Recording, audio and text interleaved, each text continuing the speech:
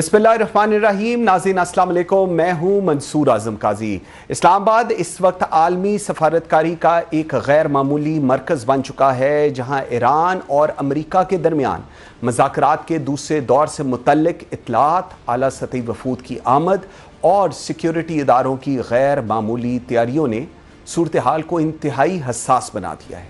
लेकिन इसके बावजूद ना कोई वाज़िया फ्रेमवर्क सामने आया है, ना मुश्तरका एजेंडा सामने आया है और ना ही किसी ब्रेक थ्रू के आसार दिखाई दे रहे हैं। सफारती ज़राए के मुताबिक पस पर्दा राब्ते जारी हैं, मुख्तलिफ तजावीज़ ज़ेर गौर हैं, मगर पेश रफ्त अब तक गैर वाज़िया है।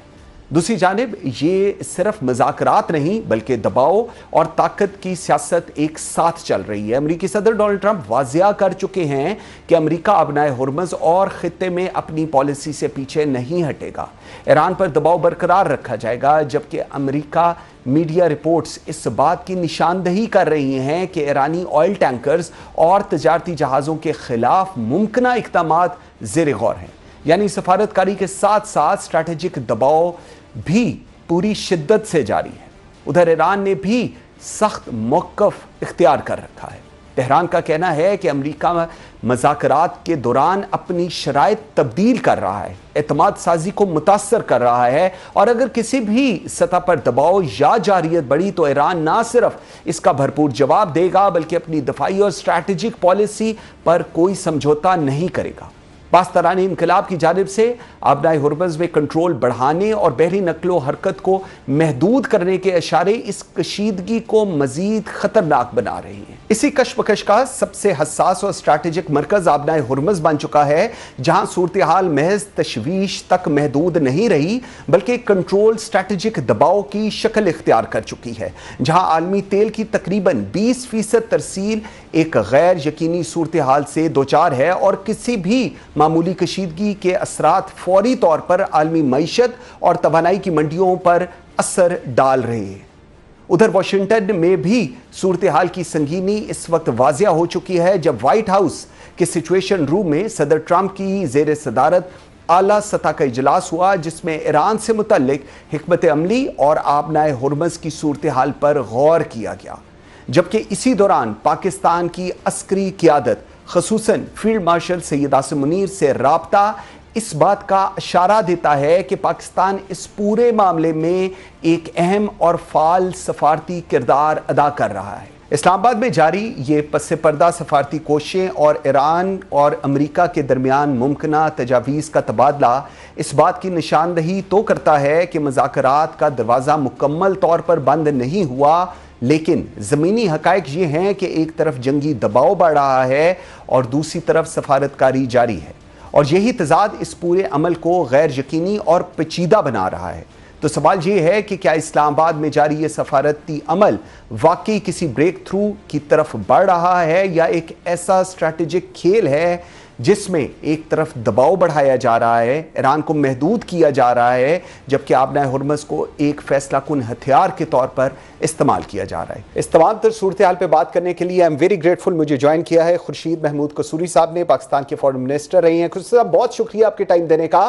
फरमाइएगा, इस्लामाबाद में मुज़ाकरात ऐसे वक्त में होने जा रहे हैं जब आबनाए हुर्मुज़ पर अमली कशीदगी मौजूद है। आपके तजर्बे के मुताबिक क्या पाकिस्तान इस अमल को एक स्ट्रक्चर्ड पीस टॉक में तब्दील करने की सफारती गुंजाइश रखता है या इसका किरदार फितरी तौर पर महदूद रहेगा? देखिए, पहली बात तो यह कि इस्तेदाद है। पाकिस्तान के हिस्टोरिकली फॉरेन ऑफिस बड़ा मजबूत इदारा है, गवर्नमेंट्स आती जाती भी रहती हैं, लेकिन इंस्टीट्यूशनल मेमोरी है। इसी तरह पाकिस्तान आर्मी की भी एक इंस्टीट्यूशनल मेमोरी है। तो और हमारे इंटरनेशनल लिंकेजेस, हमारी ख़ुसूसी पाकिस्तान की नौयत ऐसे थी बनने के बाद कि हिंदुस्तान बहुत बड़ा मुल्क था, वो दुश्मनी बदनसीबी से हो गई थी। मैंने तो बड़ी कोशिश की थी अपने दौर में इम्प्रूवमेंट की, लेकिन दुश्मनी थी, जंगें हुई, जिसके नतीजे में हम इंटरनेशनली सारी दुनिया से लिंक्ड रहे। हम मुख्तलिफ पैक्ट्स में रहे, बगदाद पैक्ट, सेंटो, और उसके अलावा फिर ये जो वॉर्स हुई हैं, अब सोवियत यूनियन की इन्वेजन अफगानिस्तान पे, उसके में सारा नेटो, यूरोपियन यूनियन, आईएसएफ आ गया था, हमारी सबसे लिंकेजेस थी। उसके बाद ये आ गया जो 9/11, वहाँ भी सारी दुनिया से लिंकेजेस थी। तो एक तो ये कि हमारी फॉरेन ऑफिस की मिलिट्री की लिंकेजेस इंटरनेशनल हैं, और अरबों से इसलिए हैं कि हम मिडिल ईस्ट में शुरू से इन्वॉल्व रहे हैं। बगदाद पैक्ट, सेंटो में, साउथ ईस्ट एशिया में बिकॉज ऑफ सिएटो। तो जब इतना तजुर्बा हो और आपकी शुरू से आपको ये ट्रेनिंग हो कि आपने अमेरिका से भी ताल्लुकात अच्छे रखने हैं और चीन से भी उनके आपस में बिल्कुल नहीं बनते। तो ये हमारी इसलिए ट्रेनिंग भी थी और ज़रूरत भी थी। बिल्कुल इसलिए हमारे पास इस्तेदाद है, हमारे पास ट्रेनिंग है, हमारे पास तजुर्बा है। तो इसलिए डेफिनेटली अगर किसी को ये कैपेसिटी है, लोग हैरान हो रहे हैं पाकिस्तान के क्यों कर रहे हैं। हाँ। मेरा ख्याल है दुनिया में शायद ये रोल कोई और अदा ही नहीं कर सकता। मैं रीजन दे देता हूँ जी। मैं तो खुद इस तजुर्बे से गुजरा हूँ। ईरान और अमेरिका वाली कहानी, कितने मुल्क हैं जो ईरान और अमेरिका के दरमियान बातचीत कर सकते हैं? है ही कोई नहीं। जब मैं फॉरेन मिनिस्टर था तो मुझे मैसेजेस देती थी ईरान के जो मिनिस्टर्स थे, इनके जो फॉरेन मिनिस्टर्स थे, खराजी साहब अभी इंतकाल कर गए, उन पे हमला हुआ था। फिर ये जो हैं उनके सिक्योरिटी एडवाइज़र लारीजानी, ये मेरे डेफिनेटली अमेरिका के साथ चाहते थे न्यूक्लियर एग्रीमेंट हो जाए। मैंने उन्होंने मिलकर ड्राफ्ट किया था फॉर प्रेसिडेंट बुश। इसी तरह कॉन्डोलीज़ा राइस मुझे मैसेजेस भेज रही थी। तो हम उनको वाशिंगटन में उनका इंटरेस्ट लुक आफ्टर करते थे, तेहरान में और हम अमेरिका का इंटरेस्ट वॉच करते थे। तो हमें वो एतबार करते थे। और अब जब फील्ड मार्शल आसिम मुनीर गए हैं वाशिंगटन वाइट हाउस में, तो लोग मुझसे पूछ रहे थे क्यों गए हैं। को 20 टेलीविजन चैनल्स ने पूछा, इंटरनेशनल, लोकल ने। मैंने कहा इसलिए गए हैं कि ईरान की बात। उनका ईरान का क्या वास्ता है? तो इंडिया पाकिस्तान वॉर हुई है। मैंने कहा इंडिया पाकिस्तान वॉर तो हो चुकी है, उस वक्त पाकिस्तान ने माशाल्लाह अपर हैंड दिखा दिया है और हिंदुस्तान को सबक आ गया है जो उसने किया था। लेकिन बात हो रही है ईरान के ऊपर। तो उसके बाद कुछ दिन के बाद लीकेजेस हुई तो यही पता चला। तो हमें ये तजुर्बा है, हमारे सऊदी अरब से अच्छे ताल्लुकात हैं, ईरान से हैं, तुर्की से हैं, चीन से हैं। आप मुझे बताएं और ये कौन सा मुल्क है जो अरब गल्फ की भी इस हद तक उनकी बॉन्डिंग हो उनके साथ? ठीक, कसूर साहब जरा इसमें क्या आप समझते हैं कि ये एक इब्तदाई डिप्लोमेटिक कॉन्टेक्ट समझ रहे हैं इसको, जहां ट्रस्ट बिल्ड हो रहा है, या आपके ख्याल में इसके पीछे कोई एक ऐसा एग्रीड डायरेक्शन मौजूद है जो इवेंचुअली एक फॉर्मल फ्रेमवर्क की तरफ जा सकता है, जो इस वक्त चल रहा है और जो हम सुन भी रहे हैं? देखिए, हर चीज के लिए एटमॉस्फेयर चाहिए होता है। मैं हैरान हूं जिस तरह प्रेसिडेंट ट्रंप रोजाना को 20 बयानात दाग देते हैं, सुबह शाम दोपहर, और मेगाफोन डिप्लोमेसी। मैंने तो हिंदुस्तान से जब नेगोशिएशन की फॉर हमारा इतनी जंगें हुई कश्मीर पे, हमने तो कश्मीर के ऊपर फ्रेमवर्क एग्री कर लिया था इंडिया पाकिस्तान ने, by keeping quiet, by earning each others trust. India को एतबार था कि जो मैं कहता था, I was speaking for the government of Pakistan, there could no second guessing. इसी तरह वो कुछ नहीं बोलते थे पब्लिकली, ना हम बोलते थे कि एक दूसरे को एम्बेरस करने के लिए। तो रोजाना एम्बेरस कर रहे हैं ईरान को। प्रेसिडेंट ट्रंप जब बोलते हैं उनको एम्बेरस कर देते हैं, जब मुबारक देते हैं तब भी एम्बेरस करते हैं, क्योंकि उसमें इंप्रेशन ये मिलता है कि इनकी जीत हो गई, उनकी हार हो गई। उसने जी न्यूक्लियर, उन्होंने कहा टोटली नहीं, हम रिप्रोसेसिंग बंद कर देंगे। फिर उन्होंने कह दिया उन्होंने हॉर्मुज़ बंद खोल देंगे, और साथ विक्ट्री क्लेम कर लेते हैं। तो मैं ये समझ रहा हूँ ये तरीकाकार गलत है। और यूनाइटेड स्टेट्स में भी मैं मानता हूँ कि इलेक्शंस, मिड टर्म्स जो हैं इम्पोर्टेंट हैं, माजी में भी हुकूमतें आई हैं, लेकिन इस किस्म की मेगाफोन डिप्लोमेसी जो प्रेसिडेंट ट्रंप कर रहे हैं ये नहीं होती। अच्छा, तो in other words we come to the crux, why is there any scope for agreement? Yes there is. Is there any need for an agreement? Yes, there is. Is there a desire for an agreement on both sides? Yes, there is. क्यों? America क्या नई चीज करेगा? अगर खुदा ना खास्ता ना आगे बात बढ़े तो दोबारा हमले करेगा, तो उससे क्या अचीव होगा? भाई आपने 40 दिन में क्या, 42 दिन में क्या तीर मार लिए? आपने उनकी बिल्डिंग्स तबाह कर दी, उनके बच्चे मार दिए, को 3000 बंदे शहीद हो गए, तो अचीव क्या किया आपने? सारी दुनिया में आप पे एतराज होने लगे, नेटो आपको छोड़ गया, यूरोपियन यूनियन छोड़ गया, गल्फ के अलाइज आपसे नाराज हैं, और आप क्या करेंगे? दोबारा बॉम्बिंग करेंगे? तो वो तो ठीक है, उनके बंदे आप और शहीद कर देंगे, बिल्डिंग्स और तबाह कर देंगे, इससे आपको मिलेगा लेकिन कुछ नहीं मिलेगा। लेकिन सर मुझे एक चीज बताइएगा, आपने हुर्मुज़ में जो शिपिंग डिसरप्शंस हम इस वक्त देख रहे हैं, आप इसको किस जाविये से देख रहे हैं? क्या ये एक महदूद सिक्योरिटी चैलेंज आपको लग रहा है, या एक ऐसा जियोपॉलिटिकल प्रेशर पॉइंट है जो मज़ाकरात की जो सिमत है उसको मुतासर कर रहा है? इसको आप कैसे देख रहे हैं? क्योंकि इस वक्त जो स्ट्रेट ऑफ हुर्मुज़ है, that's the most critical part of this whole discussion. जी, as an internationalist, as a citizen of the world who believes in international law, आजकल तो इंटरनेशनल लॉ के परख चढ़ा दिए गए हैं। मैं नहीं समझता किसी मुल्क को राइट है, ईरान को या अमेरिका को या किसी को, कि कोई इंटरनेशनल वाटरवे जो है उसको रोके। हाँ, ईरान का यह क्लेम है कि ये हमारे इंटरनल वाटरवेज में है। ठीक, मसला इस वक्त यह, ईरान तो रेडी हो गया था स्ट्रेट ऑफ हॉर्मुज़ को खोलने के लिए, उनके फॉरेन मिनिस्टर का बयान आ गया, प्रेसिडेंट ट्रंप ने उसको वेलकम किया, क्या जरूरत थी? उसके बाद कहते कि मैं ब्लॉकेड जो है मैं कर दूंगा, जाके कोई ईरानी शिप किसी पोर्ट पे आए जाए, हम नहीं आने जाने देंगे। भाई बकरी ने दूध दिया मेंगनियों भरा, आपने मेंगनियों से ज्यादा उसमें कर दी। बिल्कुल, आपने किया क्या है? हाँ।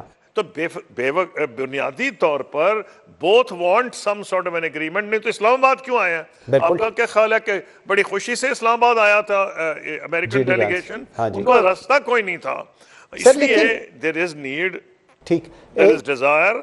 तो what Iran is doing, yes international law में वो ठीक नहीं है, दैट्स नॉट द इशू, लेकिन अगर आपने फैसला किया उनको मारने का, उनको कत्ल करने का, तो कहते हैं ना मरता क्या ना करता, तो ईरान क्या करेगा अपने आप को डिफेंस करने के लिए? It is doing that to defend itself. Very right, it's applying a pressure, जैसे आपने प्रेशर पॉइंट कहा, it is a pressure point. Sir, जो इस्लामाबाद में इस वक्त हम देख रहे हैं, जो कॉर्डन ऑफ किया गया है और उसके बाद जो डिप्लोमेटिक रोड है उसको भी ब्लॉक किया गया है, बताया जा रहा है कि कुछ होने जा रहा है। अगर अभी तक कोई मुश्तरका रोड मैप सामने नहीं आया, तो क्या पाकिस्तान जैसा फैसिलिटेटर के लिए ये मुमकिन होता है कि वो कॉन्फिडेंस या building steps phased framework suggest करे, या ये मुकम्मल तौर पर फ्री कैन की मर्जी पर मुनहसर होता है? और जो इस्लामाबाद में इस वक्त चल रहा है, इसको आप किस पैराए में देख रहे हैं? देखिए, पहली चीज तो यह है कि बड़ा क्लियर कर दिया है, एक तो फुल मार्क्स इस माहौल में ईरान गए फील्ड मार्शल आसिम मुनीर 3 दिन रहे हैं जी, इसमें कोई डाउट ही नहीं है, क्योंकि ईरान को सेटिस्फाई करना बहुत ज़रूरी है। ईरान को बहुत बड़े उसमें इतराज़ात हैं, अमेरिकन बिहेवियर पे इतराज़ात हैं, लेकिन ये तो मैं मानता ही नहीं है कि ये यही बात की होगी ना फील्ड मार्शल ने, और क्या बात की होगी जो वहाँ पर मैं बात कर रहे हैं, हुर्मुज़ की होगी, न्यूक्लियर प्रोग्राम पे की होगी, ये सारी की होंगी। अगर वो उन्होंने 3 दिन लगाए हैं और इस्लामाबाद में आप कह रहे हैं तैयारियां हो रही हैं, तो कोई ऐसे चीज़ें होंगी जो इशारे होंगे। अब सवाल यह है कि इशारे जितने मर्जी हों, अगर आप रोज़ इंसल्ट करें दूसरी पार्टी को तो रिएक्ट करती है। तो उन्होंने कह दिया, आपने ब्लॉकेड किया, हमने हुर्मुज़ को बंद कर दिया। आपने कहा, उन्होंने ये कहा है कि उनका न्यूक्लियर डस्ट उठा के मैं अमेरिका ले जाऊंगा। उन्होंने कहा हमारी ज़मीन नहीं वो छोड़ेगा।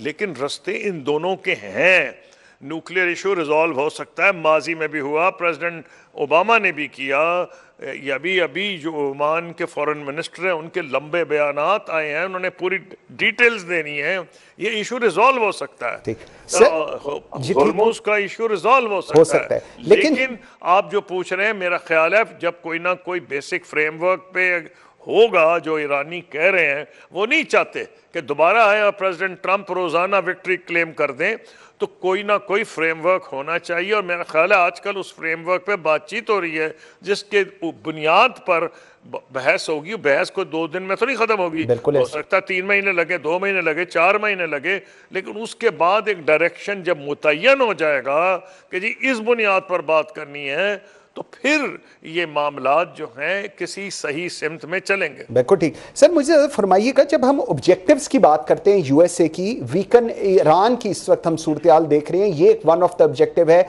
या एक्सपैंड करना है इसराइल को। सो अगर न्यूक्लियर भी हट जाता है, मिसाइल सिस्टम्स भी वो लोग हटाने की बात करते हैं, तो उसके बाद ईरान के पास अपने डिफेंस के लिए रह क्या जाएगा? इसको आप कैसे देख रहे हैं? नहीं, मैं तो मानने को ही नहीं तैयार कि ईरान जो है अपनी मिसाइल्स जो है वो हैंड ओवर कर देगा या प्रोग्राम छोड़ देगा, तो नामुमकिन है। उसकी वजह Israel is a nuclear power. ये कोई डाउट कर सकता है कि Israel is a nuclear power? और वो सारे मुल्कों पे उसने जाके कितने मुल्कों पे हमले कर रहा है जाके। फ़लस्तीनी बेचारों तो उसके शिकार हो ही रहे हैं, कई दहाइयों से हो रहे हैं, उनको कत्ल किया जा रहा है, वह जेनोसाइड हो रही है इसमें। लेकिन वो देख लें कि लबनान पे, सीरिया पे जिधर मुंह उठता है जाके हमले कर छोड़ता है। तो उसको रोकने की अब आप जो मुझसे पूछ कह रहे हैं, उन्होंने तो जो एम्बेसडर हकबी हैं अमेरिका के, जो कि खुद ज़ायनिस्ट हैं, उन्होंने जो बयान दे दिया है, उसके बाद जितने अरब ममालिक हैं गल्फ़ के, जो ये भी सोच रहे थे पहले कि जनाब हमने एब्राहम अकॉर्ड्स में रिकग्नाइज़ करना है, वो 100 मरतबा ये सोच रहे हैं कि हम अपनी सिक्योरिटी कैसे, आप तो ईरान की सिक्योरिटी की बात कर रहे हैं, वही वो तो बात की बात है, मैं तो गल्फ़ की कर रहा हूँ कि गल्फ़ कोऑपरेशन के काउंसिल जो मेंबर्स हैं वो अपनी सिक्योरिटी का नहीं सोच रहे होंगे। एक नया सिक्योरिटी आर्किटेक्चर जन्म लेगा, उसके खदोखाल क्या होंगे वो नज़र आ रहा है। एक क्वाड बन रहा है, Pakistan, Turkey, Egypt, Saudi Arabia, ये बड़े मुल्क हैं, इनकी बड़ी फ़ौजें हैं, इनके पास रिसोर्सेज बड़े हैं। एक तो ये इसराइल को सिग्नल करेगा कि भाई ठीक है, आप रियासत हैं, अपने बॉर्डर्स में रहें, ठीक, आप ऐसे बाहर ना निकलें। तो ये इस नया सिक्योरिटी आर्किटेक्चर डेफिनेटली आएगा। आप ईरान की जो बात कर रहे हैं ना, ईरान की तो तब है कि पहले कई अरब ममालिक ये जो गल्फ़ के हैं समझते थे कि ईरान ज़्यादा थ्रेट है इसराइल से, लेकिन इसराइल का जो कॉन्डक्ट है पिछले 12-15 महीने में, जो उसने मैसेकर किया है वहाँ गाज़ा में, उसके बाद लबनान में, बहुत से गल्फ़ ममालिक को समझ आ गया है कि ज़्यादा बड़ा ख़तरा इसराइल है। बिल्कुल ठीक है। अच्छा सर, एक और चीज़ ज़रा थोड़ा सा समझाइएगा। अगर एक तरफ अमेरिका दबाव बरकरार रखता है और दूसरी तरफ ईरान अपनी कोर कैपेबिलिटीज पर समझौता नहीं करता, तो आपके तजर्बे के मुताबिक ऐसे मुज़ाकरात ज़्यादातर ब्रेक थ्रू देते हैं या एक कंट्रोल्ड स्टेलमेट में तब्दील हो जाती हैं? देखिए जी, कंट्रोल्ड स्टेलमेट हो सकता है, उसका किसी को कोई फ़ायदा नहीं, ईरान को तो बिल्कुल ही नहीं फ़ायदा। ईरान, इसीलिए मैं समझता हूँ ईरान को भी केयरफुल होना पड़ेगा। क्यों? ईरान ने इतना सफ़र किया पिछले 5 दहाइयों, 47 ईयर्स हो गए, उनकी इकोनॉमी पे उन पे सैंक्शंस लगी रही हैं, उनका बड़ा पोटेंशियल है, ऑयल प्रोड्यूसर है, उनमें बड़े मिनरल्स हैं, बेइंतहा पोटेंशियल है, बड़ा मुल्क है, उसकी आबादी भी बड़ी है, 90 मिलियन के करीब है। लेकिन सैंक्शंस उसको तबाह करके उनकी इकोनॉमी को उसने रख दिया है। तो उनको डेफिनेटली सांस लेने की पूरा वो चाहते हैं, एक आम इंसान की ख्वाहिश होती है, ईरानी कौम भी ये चाहती है कि वो सुख का सांस ले सके, सैंक्शन फ्री एनवायरनमेंट में रह सके, इसलिए उन पे प्रेशर है। इसलिए वो इस्लामाबाद आए थे। तो मैं वो कह रहा हूँ प्रेशर उन पे भी है और अमेरिका पे भी है कि अमेरिका कुछ भी नहीं अचीव करेगा मजीद करके। अगर इन्होंने हमले किए तो ईरान हमले कर देगा, जितने गल्फ में इनके अड्डे हैं अमेरिकनों के, उन पे हमले कर देगा, तो और तबाही हो जाएगी। तो अमेरिका को ऑप्शंस लोगों के पास नहीं है। अकल का यही तकाजा है कि rather than doing it late, doing it's better कि पहले कर ले बजाय डिले करके। Very right, very right, better late than never. बिल्कुल सही। खुर्शीद महमूद कसूरी साहब, थैंक यू वेरी मच, बहुत शुक्रिया आपके टाइम देने का। बिल्कुल नाज़रीन, ये सिर्फ मुलाकातें नहीं है, ये सफारतकारी की सिमत का तयन है। सवाल यही है, क्या यह अमल हल देगा या सिर्फ वक्त खरीद रहा है? एक ब्रेक लेते हैं नाज़रीन, मेरे साथ रहिएगा।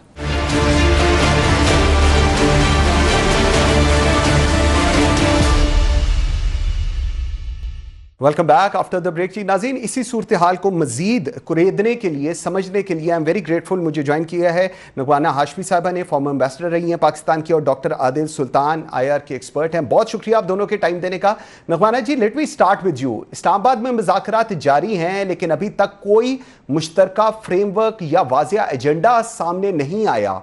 वाशिंगटन की पॉलिसी सर्कल्स में इसे किस तरह देखा जा रहा है? क्या ये वाकई ही स्ट्रक्चर्ड निगोशिएशन है या अभी तक एक्सप्लोरेटरी कॉन्टेक्ट स्टेज है जहां असल फैसले कहीं और हो रहे हैं और हम लोग सिर्फ इंतजार कर रहे हैं? जी, आई थिंक ये जैसे कभी रुकते हैं, कभी स्टार्ट होते हैं, कभी ठंड हो जाती है, फिर जंग शुरू हो जाती है।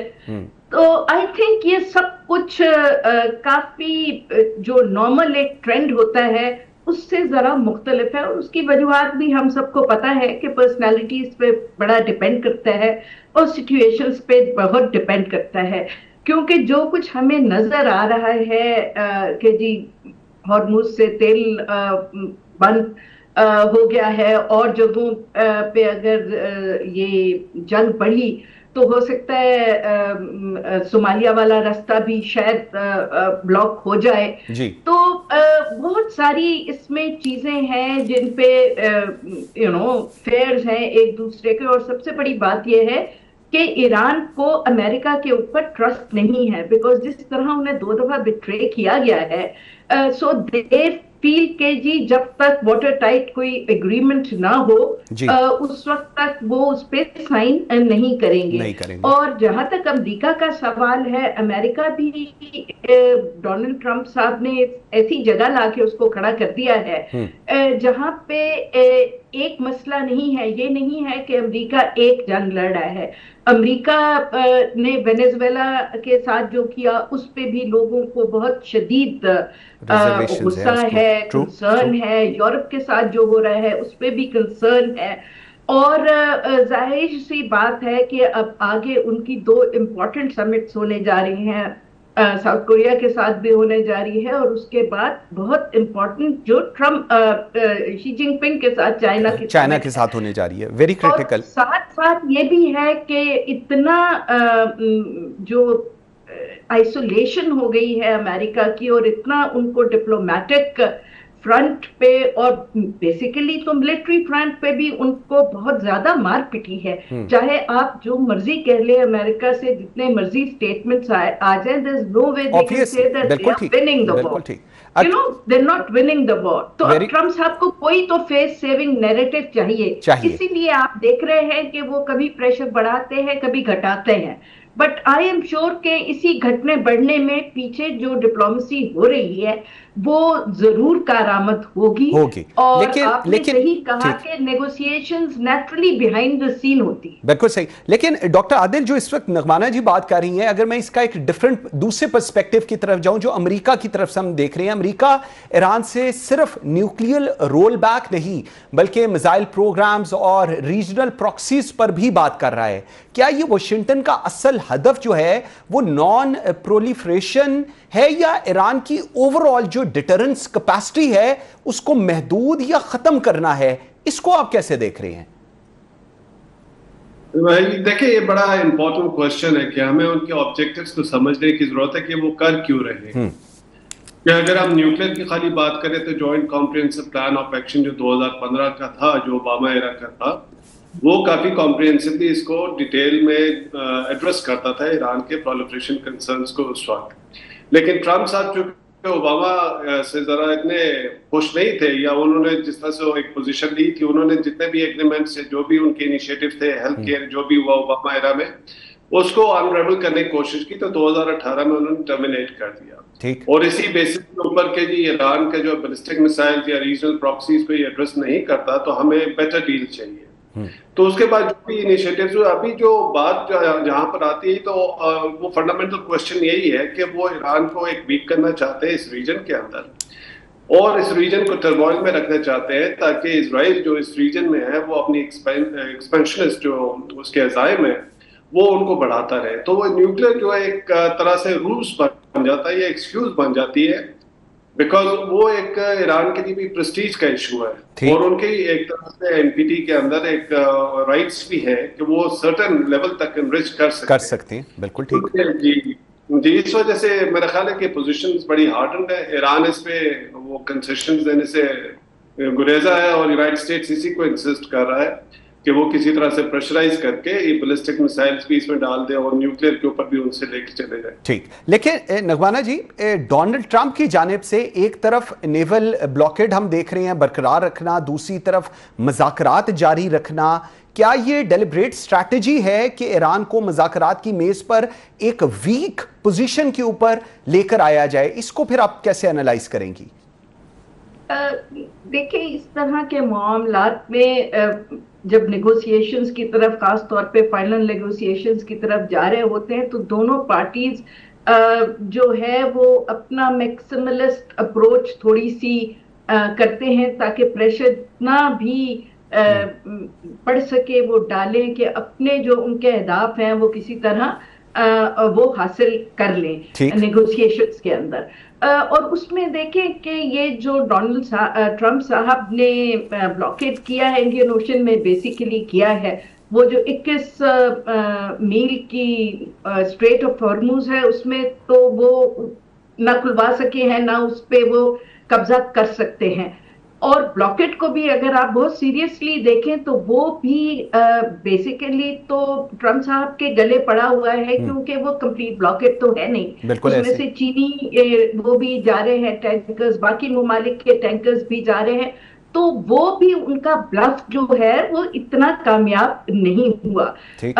दूसरा तो क्योंकि उन्होंने ब्लॉकेट किया तो उसकी वजह से ईरान ने फिर अपना स्टांस आपने देखा है कि बहुत हार्डन कर लिया है। उन्होंने पहले ऐलान किया कि जी हम बिल्कुल खोल देंगे, और जैसे ही वो उन्होंने ब्लॉकेट का किया तो वो फिर एक दफा मामलात जो है वायलेशंस की साइड की तरफ आए। बिल्कुल ठीक। हाँ, और दूसरा बात ये भी है, आई थिंक के यूरेनियम का तो जैसे आदिल साहब ने कहा, मेरे हिसाब से तो वो एक कोई इतना बड़ा इशू नहीं है, उसको अमेरिका इशू बना रहा है। ईरान की तो बहुत स्ट्रॉन्ग पोजीशन है उस पे, एंड अमेरिका को पता है कि वो इस वक्त ठीक पोजीशन पे है, तो वो अजीब अजीब बाज़ बयान दे देते हैं कि जी हम एनरिच्ड यूरेनियम लेके चला जाएंगे, बिलियन दे देंगे। तो ये आई थिंक ये कोई भी सीरियस मैसेजिंग नहीं है, क्योंकि ये हो नहीं सकता। लेकिन तो बाकी जो इश्यूज हैं उन पे आई थिंक उनमें सबसे बड़ा उनको ये हो रहा है कि जी ये हॉर्मुज खोले और ये युआन में पेमेंट्स ना करे और इसको कोई international that's actually hurting them. बिल्कुल ठीक है, नहीं मांगे। ठीक, लेकिन I think there are many other issues linked to the issue of nuclear. वो उसको एक because general people understand that more, तो उसको फ्रंट लाइन में वो बना वही रख के उसी के ऊपर चीज चल रही है। ठीक, लेकिन डॉक्टर आदिल जरा फरमाइएगा कि आपने हुर्बस में हमने देखा फायरिंग और शिप्स को टर्न बैक करना, क्या पेंटागन इससे कंट्रोल्ड एस्केलेशन समझ रहा है या ये एक रेड लाइन के करीब सूरत हाल जा रही है जहां डायरेक्ट कन्फ्रंटेशन का खतरा बढ़ रहा है? क्योंकि जो कुछ हो रहा है उसका जो रिएक्शन ईरान की तरफ से आया है वो बहुत स्ट्रॉन्ग इंडिकेटर्स हैं, इसको आप कैसे फिर एनालाइज करेंगे? देखिए, इंटरेस्टिंगली वो जो शिप्स दो हुए वो भी एक इंडियन दो शिप्स निकले वहां पे जी। गलती से कोई हमारा ही नाम ना आ जाए बीच में कि हम इसमें इन्वॉल्व है, तो इस वजह से इंडियन शिप्स को किया, लेकिन that's on the lighter side. I think ये सिग्नलिंग थी, ईरान कोई एस्केलेशन के लिए अपना उनको कहना ही मैसेज ये देना चाह रहे थे कि जी अगर आप हमसे परमिशन लेके नहीं जाएंगे इस जगह से, ये अभी स्ट्रेट ऑफ ईरान एक तरह से वो उसको मान रहे हैं, तो आप परमिशन लेके जाए, कोऑर्डिनेट करके जाए, तब हम छोड़ेंगे, अगर इस तरह से नहीं होगा तो फिर हम कुछ भी कर सकते हैं। तो वो फायरिंग जो एक सिंबॉलिक एक सिग्नलिंग थी, वो मेरे ख्याल में उसको सीरियस वो नहीं करना चाहते। लेकिन देखिए, ईरान की पोजीशन एक प्रिंसिपल इस तरह से आ जाती है कि अगर यूनाइटेड स्टेट्स जिसने एक सीज फायर किया और एग्रीमेंट की तरफ निगोशिएशन जा रहे हैं, फिर उन्होंने ईरान का ब्लॉकेट कर दिया कि ईरान के जो शिप्स कोई उधर ना जा सकता है ना निकल सकता है, तो एक स्टेट जिसके साथ आप निगोशिएट कर रहे हो और उसको आप टोटल ब्लॉकेट कर देंगे तो उससे रिस्पॉन्ड तो करना है, उससे रिएक्ट तो करना है। तो ये एक ब्रिंकमैनशिप है, ये चलेगी, ये हॉस्टिलिटीज जल्दी खत्म होने वाली तो नहीं है, ये एग्रीमेंट या फ्रेमवर्क जो भी हो जाए, लेकिन ये थोड़ी बहुत इस तरह की चीजें चलती रहेंगी और दोनों साइड्स अपनी पोजीशन को स्ट्रेंथन करने की कोशिश करेंगे बार्गेनिंग की। बिल्कुल ठीक, लेकिन अगर नगवाना जी IRGC से मुंसलिक अनासर जो हैं कमर्शियल शिपिंग को डिस्टर्ब कर रहे हैं, क्या अमेरिका इसे इंटरनेशनल मैरिटाइम लॉ वायलेशन मानकर रिस्पांस देने पर गौर कर रहा है? ये मैं नहीं, ये अमेरिकन मीडिया कह रहा है।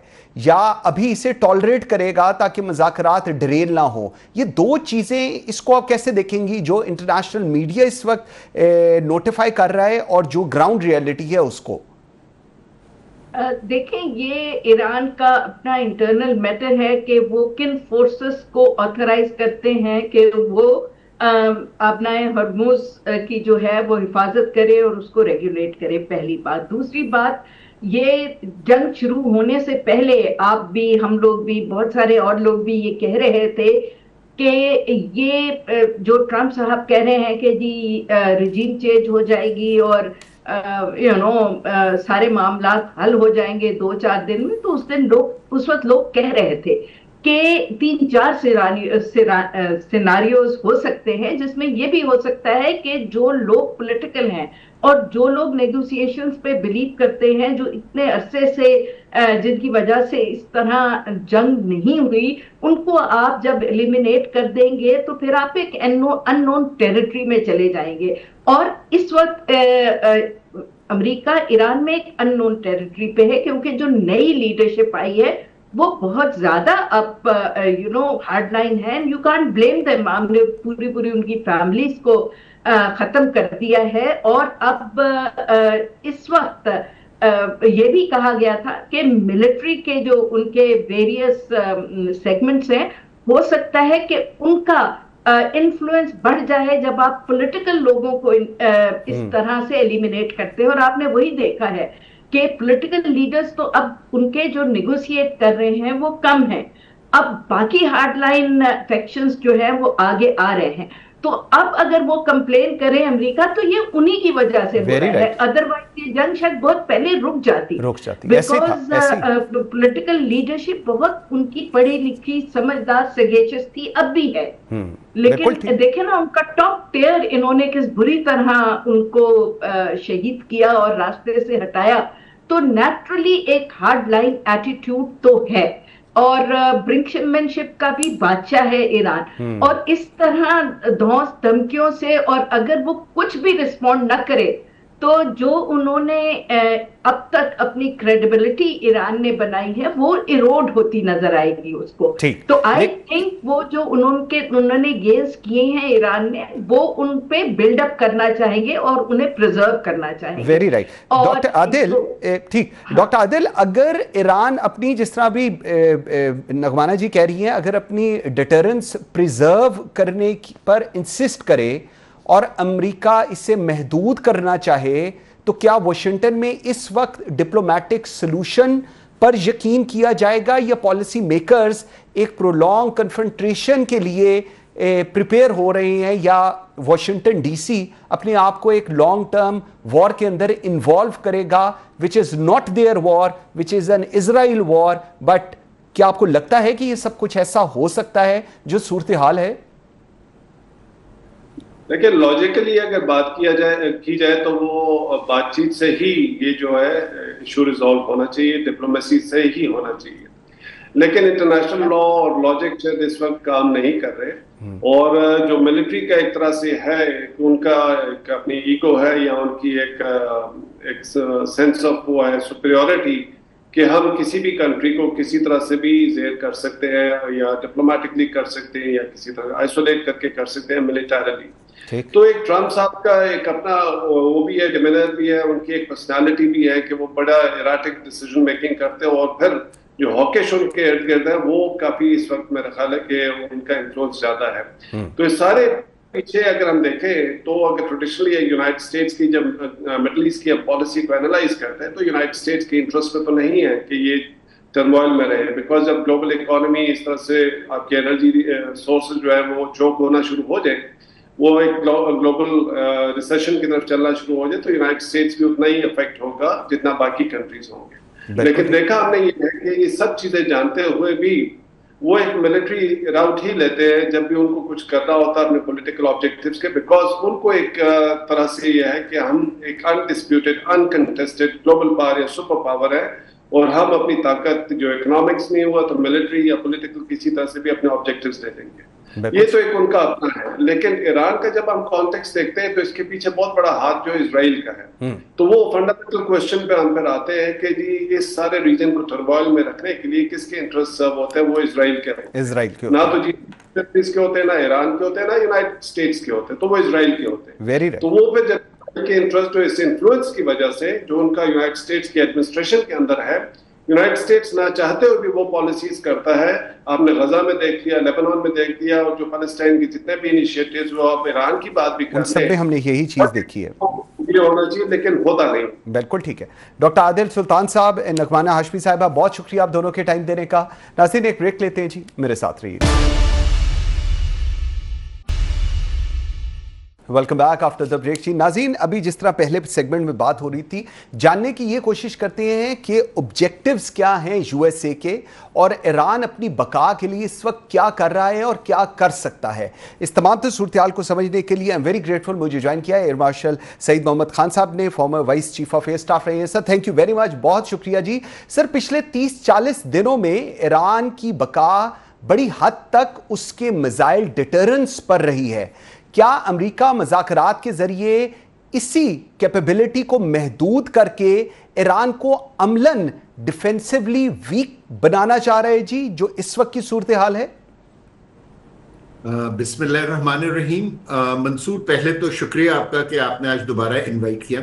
सर देखिए, इस वक्त जो है ना, जो सीज फायर है, ये एक कंट्री की ख्वाहिश नहीं है, बल्कि जो दोनों कॉम्बेटेंट्स हैं वो ये चाहते हैं कि अब ये जंग किसी ना किसी तरीके से खत्म हो। ठीक। और जो है ना, दोनों मुमालिक का, अमेरिका और ईरान का जो है ना, वो अपने अलग अलग मकासद हैं। ठीक। अमेरिका का जो मेन रीजन है वो ये है कि पहले तो ये कि वो कभी एक्सपेक्ट नहीं करता था कि क्या कहते हैं कि जंग इतनी तवालत लेगी और उसको इतना ज्यादा पैसा खर्च करना पड़ेगा अपने मिलिट्री अजाइम को हासिल करने की। दूसरा, वो एक्सपेक्ट ये कर रहे थे कि क्या कहते हैं कि जंग जो है वो पॉपुलैरिटी ऑफ प्रेसिडेंट ट्रंप को बढ़ाएगी और इसको जो है अमेरिका में जो मिड टर्म इलेक्शंस आने वाले हैं उसमें प्रेसिडेंट ट्रंप को फायदा होगा।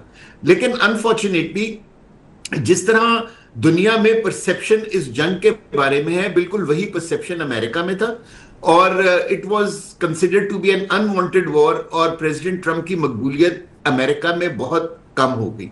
अब क्योंकि मिड टर्म इलेक्शन सर के ऊपर खड़े हैं जो कि बहुत इंपॉर्टेंट है फॉर द रिपब्लिकन पार्टी, इसलिए अमेरिका के ऊपर ये प्रेशर है कि किसी तरीके से इस जंग को खत्म कराया जाए। Very right. लेकिन ईरान के ऊपर प्रेशर जी सॉरी कंटिन्यू कीजिएगा। जी, ईरान के ऊपर प्रेशर ये है कि ईरान जो है ऑल्दो खड़ा रहा है दुनिया की सोल सुपर पावर के सामने, लेकिन ईरान का बहुत ज्यादा नुकसान हो गया है। ठीक।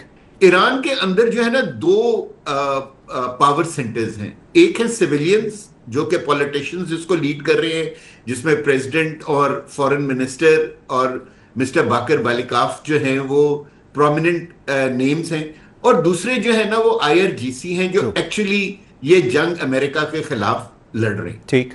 जो एक चीज पिछले 45 डेज में बहुत विजिबल हुई है कि IRGC जो है वो अपने मिलिट्री गेम्स को हासिल करके ईरान के लिए एक अच्छा सलूशन ढूंढना चाहती है, लेकिन जो पॉलिटिकल लीडरशिप है वो अब चाहती है कि ये जंग खत्म हो और किसी तरीके से ईरान के ऊपर जो डिस्ट्रक्शन आजकल हो रही है वो दोबारा ना हो। लेकिन सर, जिस तरह आप अभी फरमा रहे हैं, अगर ईरान का मिसाइल सलाहियत कम हो जाती है तो क्या इससे अमेरिका और स्पेसिफिकली इजराइल के लिए फ्यूचर स्ट्राइक्स आपको नहीं लगता निस्बतन कम खतरनाक हो जाएंगी, क्योंकि ईरान की जो मौसर जवाबी ताकत है वही महदूद हो जाएगी? इसको फिर आप कैसे देखेंगे?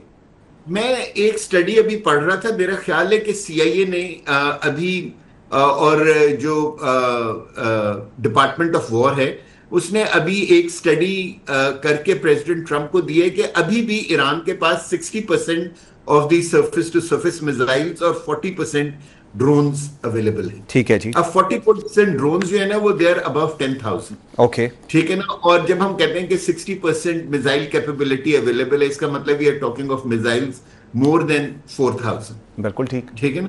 सो ये एक अच्छी वो है, क्या कहते हैं, एक बहुत अच्छी स्ट्रेंथ है।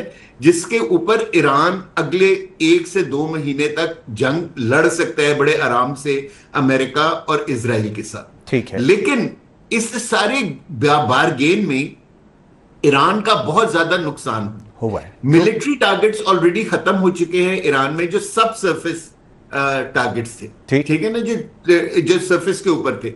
जो नीचे यानी कि बरेड टारगेट्स हैं अमेरिका और ईरान इजराइल के लिए, उसके लिए उनको जो है ना बहुत स्पेशलिस्ट वेपन्स इस्तेमाल करने पड़ेंगे, और वो आप एक हद से ज्यादा नहीं कर सकते क्योंकि उसके अंदर सिविलियन कैजुअलिटीज होने की बहुत ज्यादा चांसेस होती है। ठीक, लेकिन तो ये जो सारी कैपेबिलिटी है, जो एसिमेट्रिक वॉरफेयर जो ईरान लड़ रहे हैं, वो बेसिकली जो अंडरग्राउंड वेपन्स हैं उनके साथ लड़। ठीक सर, अमेरिका भी कोई इतना सक्सेसफुल नहीं होगा।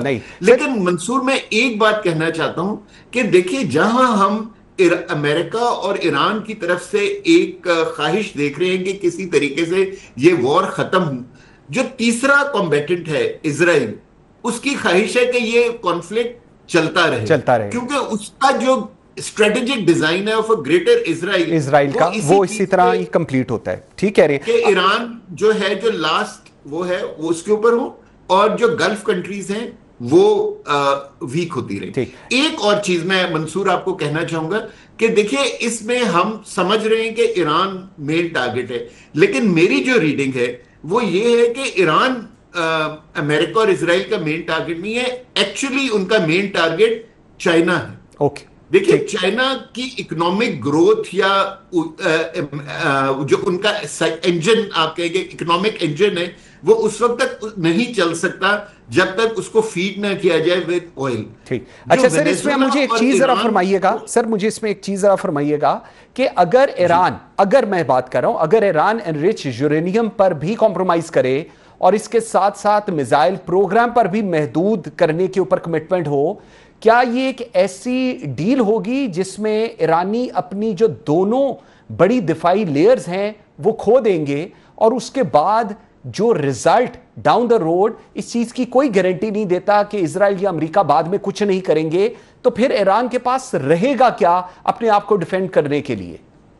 देखिए, ईरान मेरे नजदीक कभी भी जो है ना अपना यूरेनियम अमेरिका या किसी यूरोपियन कंट्री को as even for safeguarding नहीं देगा।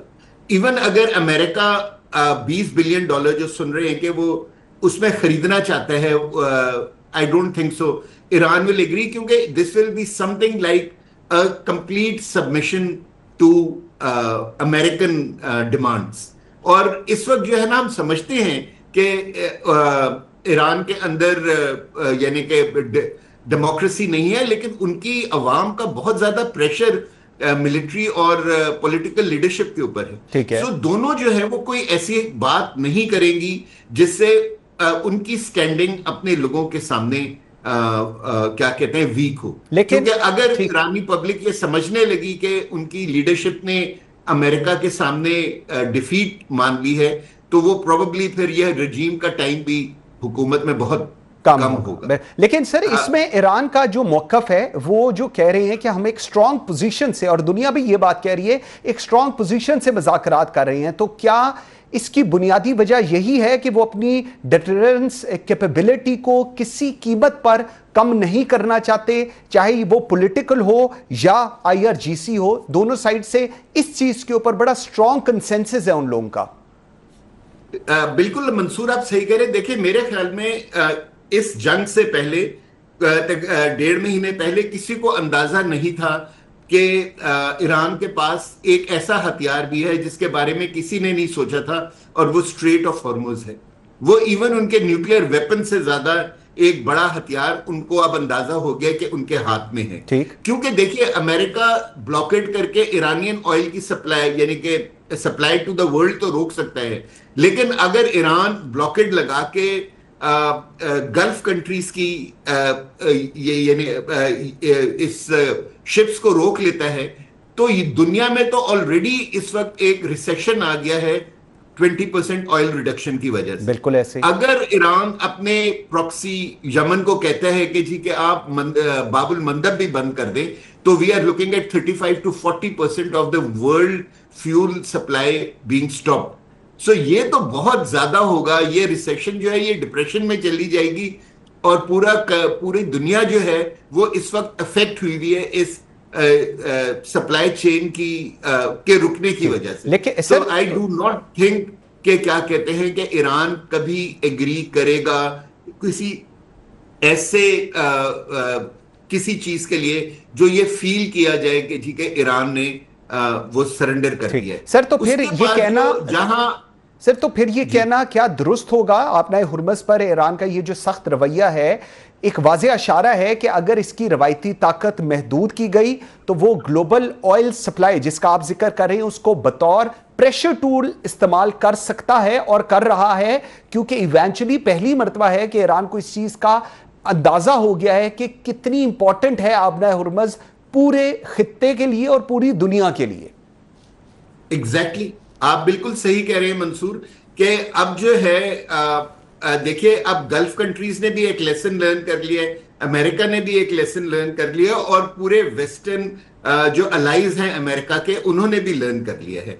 सो जो है हमें जो है ना जब भी ये सीज फायर खत्म होगा आप मंसूर देखिएगा कि एक नया मिडिल ईस्ट और एक नया वर्ल्ड ऑर्डर जन्म लेगा, क्योंकि बहुत सारी मिथ्स जो थी जो प्रीवियस वर्ल्ड ऑर्डर के साथ मुंसलिक थी वो मिथ्स इस जंग में खत्म होगी। ठीक सर, लेकिन एक और चीज, अगर ईरान अपना ये जो मिसाइल सलाहियत है ये बरकरार रखता है तो क्या वाकई आपको लगता है अमेरिका और इजराइल के लिए एक क्रेडिबल डिटरेंट रहता है, या अमली तौर पर ताकत का तवाजुन फिर भी अमेरिका के हक में ही है? देखिए अमेरिका के हक में रहेगा क्योंकि इस वक्त जो है ना America sole super power of the world. ठीक, लेकिन इजराइल जो है will not be as strong as it used to be in the minds of the Arab people. Okay, ठीक है ना। अगर आप ये देखें कि उसका जो ग्रेटर इजराइल प्लान है वो basically redrawing the middle east and gulf states, right, ठीक है ना। और उसके सामने अगर कोई एक मुल्क खड़ा हुआ मुसलमान मुल्क तो वो ईरान है। So that is why it was so important कि जी के ईरान को भी वीक किया जाए ताकि जो एक इजराइल या आप कहें कि ज़ायनिस्ट इजराइल की जो एक स्ट्रेटजी है ऑफ अ ग्रेटर इजराइल उसको इंप्लीमेंट किया जा सके। बिल्कुल ठीक है। अमेरिका जो है वो पावरफुल रहेगा, ईरान भी पावरफुल रहेगा, लेकिन इसमें अगर पीस डील हो गई तो सबसे बड़ा लूजर इस इलाके के अंदर इजराइल होगा। और इसी वजह से मंसूर वो अपनी पूरी कोशिश कर रहा है कि ये चीज ना हो। वो जो है ना नेगोशिएशंस को स्कटल करवा चुका है सिंपली बिकॉज ही नोज कि अगर पीस डील इस इलाके में होगी तो कोई ना कोई तो गारंटर आएगा ना, बेशक वो ऑर्गेनाइजेशन हो या कंट्री कोई भी हो। मेरे ख्याल में वेरी ट्रू, क्योंकि we will move from a unipolar world to a multipolar world, not to a bipolar. ठीक, बिल्कुल ठीक है। Air marshal Saeed Mohammad Khan sahab, thank you very much sir, बहुत शुक्रिया आपके टाइम देने का। नाज़रीन, ये सिर्फ डील की बात नहीं, ये ताकत के तवाजुन को बदलने की कोशिश है। फैसला यही होगा, डिटरेंस बचेगी या खित्ता एक नई कशीदगी की तरफ जाएगा। नाज़रीन, इसके साथ ही मुझे मंसूर आजम काजी को दीजिए इजाजत। अल्लाह हाफिज।